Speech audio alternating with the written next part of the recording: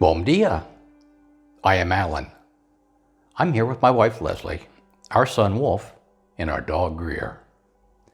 We are from the United States and now live in Portugal on the beautiful Island of Madeira. We would like to thank all of our subscribers for being here, and for anyone new, we hope to earn your subscription today.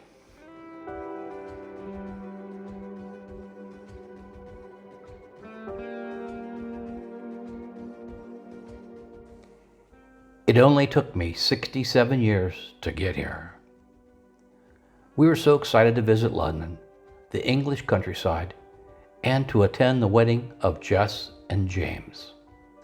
We knew that there were many things we just couldn't get to see, at least not this time. But a visit to Kew Gardens was a must. Rain, snow, sleet, nothing would stop us once we got so close. So today is the day. Let's talk about it. We hope you will find our journey helpful as you work to navigate your own. It'll be fun. Vai ser divertido.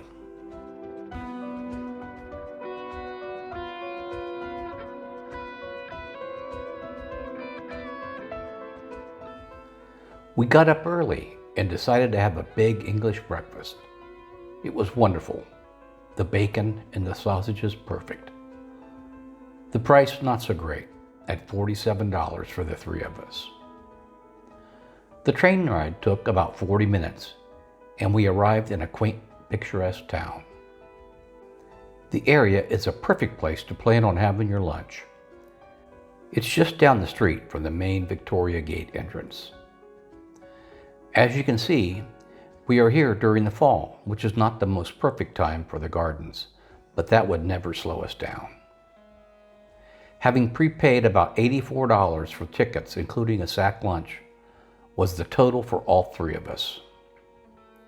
We went through the gates and headed straight for the Temperate House, which is supposedly the world's greatest glass house. We stopped along the way reading the botanical names of the plants and enjoying ourselves. Life is good.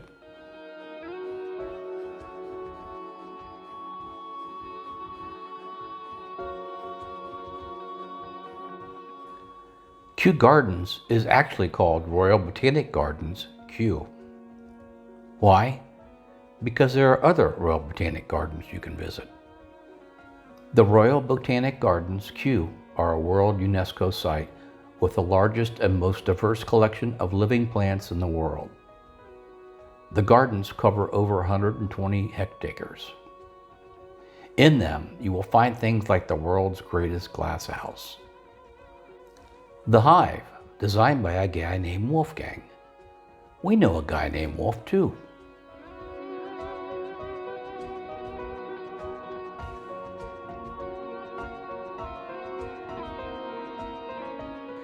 We could have spent several days and not explored all there is to see.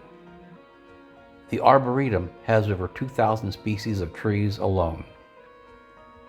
A Japanese garden, which you will see in the video today. Grass garden, treetop walkway, palm house, Princess of Wales Conservatory, and more. You get the idea.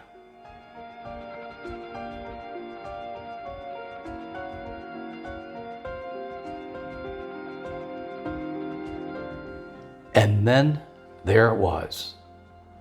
The big glass house Leslie had waited 58 years to see. We got up to it. It was closed for decorations for 1 week. One lousy week. The week we are here. Really? Leslie almost threw herself on the ground, kicking and screaming like a small child. But after some deep breaths, we decided this was not going to ruin our visit.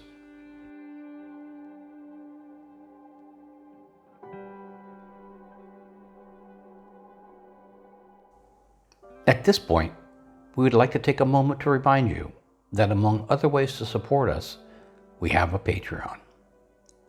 Links to this and more can be found in the description of our videos.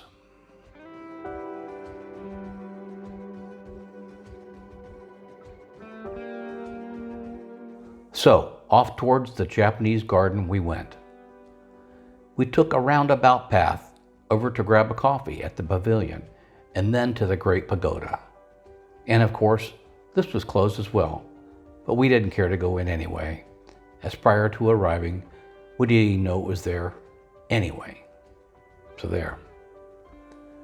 We totally enjoyed the walk along Thorn Avenue, stopping along the way to look at the hedges, trees, and enjoy the fall weather.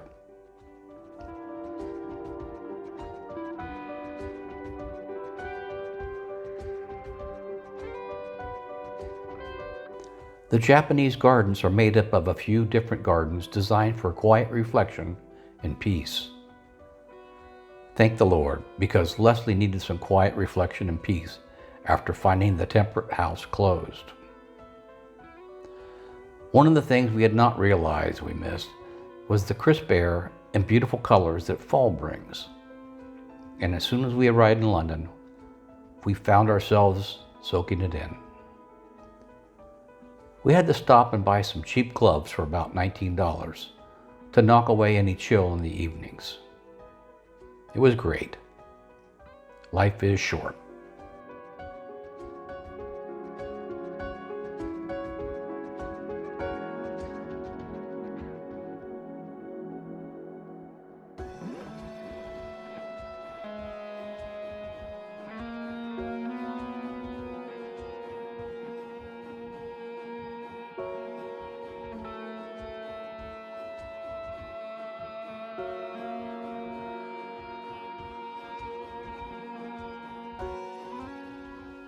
I know it sounds like we were complaining, but not really. We were enjoying ourselves going past the Larch Walk, Redwood Grove, etc. We know everyone wants to do this. We had to hide inside a small outbuilding at one point during a downpour. And then we met up with some friends that we had met on the Island of Madeira. It is amazing how small the world is and the fabulous people you meet along the way. Susie and Paul have spent months each winter in Madeira for a number of years. We of course met them down at the beach over a beer or two.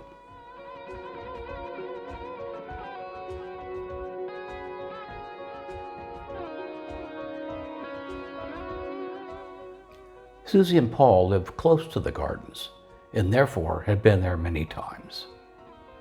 So they took us through all the parts that they enjoy, such as the Hive, Princess of Wales Conservatory, and the Palm House. We spent a lovely afternoon with them, dodging raindrops throughout the garden. We parted ways at the end of the day and made our way back to the train station in Kew and into London, where we were staying. The cost of our train and hotel for the day came to $80 per person for the day. We thought we would total the day up for you and let you know that it came in under the $120 for the day. Per person, of course. And once again, we were too tired to bother with dinner. Just to grab the beer at the local pub.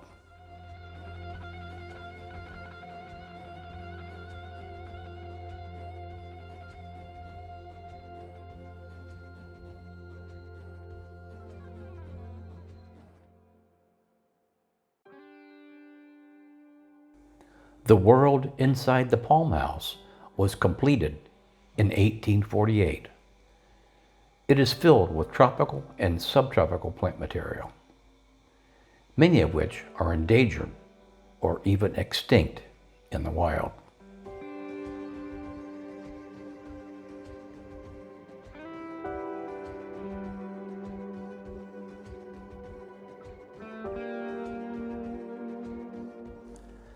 Now we have finally gotten to the water lily house. Somehow this small, square glass house is one that we have taken lots of video in and don't seem to be able to edit it down anymore. So we're sharing it here. Its pond covers over 10 meters, and you will notice the house is filled with many aquatic plants and tropical fruit. The water in the house is dyed black, with a safe food dye. The black color helps to stop algae growth, and it also looks great in our video. The house was actually designed to showcase the giant Amazon water lily, Victoria amazonica. It is a listed building that was completed in 1852. We hope you enjoy this part as much as we did.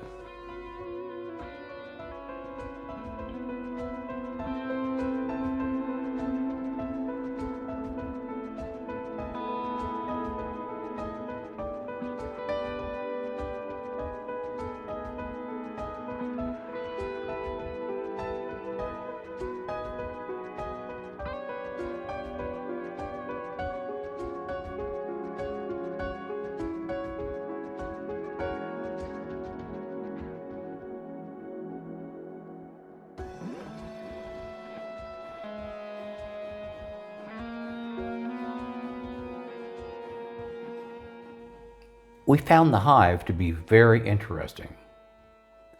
It is a multi-sensory experience to simulate the world of the honeybee. If you get to the gardens, you should make time to walk up inside and experience this world.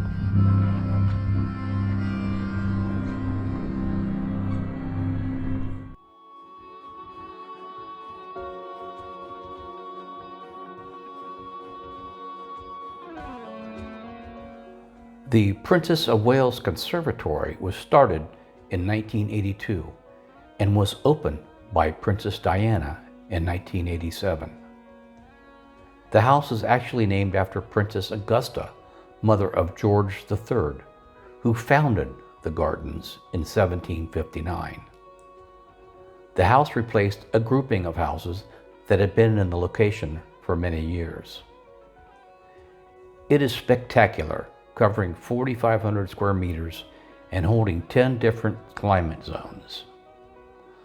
But the fun part is that during the construction in 1985, Sir David Attenborough buried a time capsule in the foundation of the building.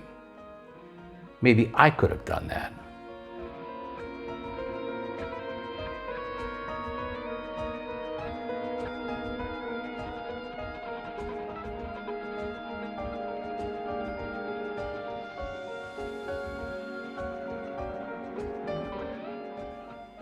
Please give us your thoughts in the comments below.